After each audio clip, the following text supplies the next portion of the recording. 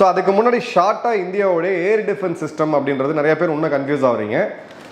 நம்மளுடைய மிகப்பெரிய air defence system அப்படின்றது காம்ப்ளெக்ஸான ரொம்ப விலை உயர்ந்த ஏர் டிஃபென்ஸ் சிஸ்டம்ன்றது ரஷ்யாட்டிருந்து 2021 நம்ம வாங்கின S-400 ட்ரையம்ஃப். S-400க்கு பிறகு நம்மளுடைய பிருத்திவி ஏர் டிஃபென்ஸ் சிஸ்டம் சொல்லக்கூடிய பேட், அதுக்கப்புறம் ஆகாஷ் ஏர் டிஃபென்ஸ் சிஸ்டம், அதுக்கப்புறம் பார்த்தீங்கன்னா ஆகாஷ் மிசைல் டிஃபென்ஸ் சிஸ்டம், அதன் பிறகு ப்ராஜெக்ட் குஷா அப்படின்னு சொல்லக்கூடிய DRDOடைய ப்ராஜெக்ட். இத்தனை அடுக்கு பாதுகாப்பு இருக்கு. இப்போ இந்த மிசைல் எங்க ட்ராக் பண்ணியிருக்காங்கன்னு பார்த்தீங்கன்னா S-400 பயன்படுத்தியதா இந்த ஒரே ஒரு மிசைலுக்கு மட்டும் பதில் இதை முறியடிக்கிறதுக்கு, இதை சுட்டு வீழ்த்துறதுக்கு S-400 இந்தியா பயன்படுத்தியிருக்கு. S-400 ட்ரையம்ஃப் பார்த்தீங்கன்னா 600 கிலோமீட்டர் வரைக்கும் உள்ள வரக்கூடிய பேலஸ்டிக் ரக ஏவுகணைகள், க்ரூயிஸ் ரக ஏவுகணைகள், ட்ரோன்கள், விமானங்கள், ஆள் இல்லாத ட்ரோன்கள் எல்லாத்தையுமே கம்ப்ளீட்டாக ட்ராக் பண்ண முடியும். 400 கிலோமீட்டருக்கு முன்னாடி அதை சுட முடியும்.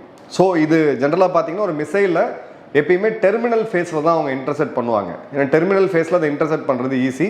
ஸோ நம்மளுடைய மிசைல் சிஸ்டமே டெர்மினல் ஃபேஸில் இன்டர்செப்ட் பண்ணியிருக்கிறாங்க. இதற்கான வீடியோ உங்கள் ஸ்க்ரீனில் வரும் பாருங்கள். இது ஒரு பொதுமக்கள் எடுத்தக்கூடிய வீடியோ.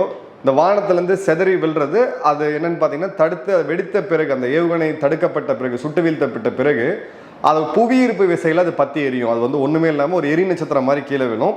இதை தான் நம்ம ஹரியானா மாவட்டத்தில் இருக்கக்கூடிய, ஹரியானா மாநிலத்தில் இருக்கக்கூடிய சிர்சா மாவட்டம், இந்த இடத்துல தான் அதை வந்து விழுந்திருக்கு அப்படின்றத பார்க்கணும்.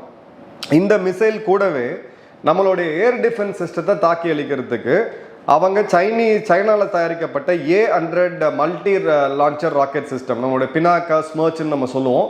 பினாக்கா இன்னைக்கு உலகம் முழுக்க நம்ம பெரிய ஒரு அட்டென்ஷனை பெற்றிருக்கு. பிரான்ஸ் போன்ற நாடுகள்லாம் கூட இந்தியாட்ட வாங்க முற்படுறாங்க. இந்த MLRS சிஸ்டத்தோடைய ராக்கெட்ஸ் எல்லாமே முறியடிக்கப்பட்டிருக்கு.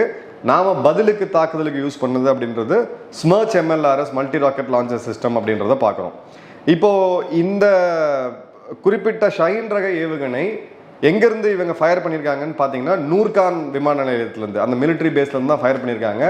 அதன் பிறகு தான் இந்தியா நூர்கானில் இருக்கக்கூடிய அந்த விமான தளங்களை அழித்து அங்கே இருக்கக்கூடிய விமானங்களையும் தாக்கி அங்கே இருக்கக்கூடிய விமானப்படை அதிகாரிகள் 10 பேரை கொண்டு அதன் பிறகு அவங்களுடைய அணு ஆயுதத்தை வைத்துட்டு இருக்கக்கூடிய அந்த கிடங்கு, அதோட என்ட்ரிலையும் எக்ஸிட்லையும் இந்தியா தாக்குதல் நடத்துனாங்க. ஸோ இப்போ உங்களுக்கு புரிஞ்சிருக்கும் இந்த இடத்துல யார் இந்த எஸ்கலேஷனை பண்ணது, அதற்கான பதிலடியை உலகமே திரும்பி பார்க்குற அளவுக்கு இந்தியா கொடுத்துருக்கு அப்படின்னு சொல்லிட்டு.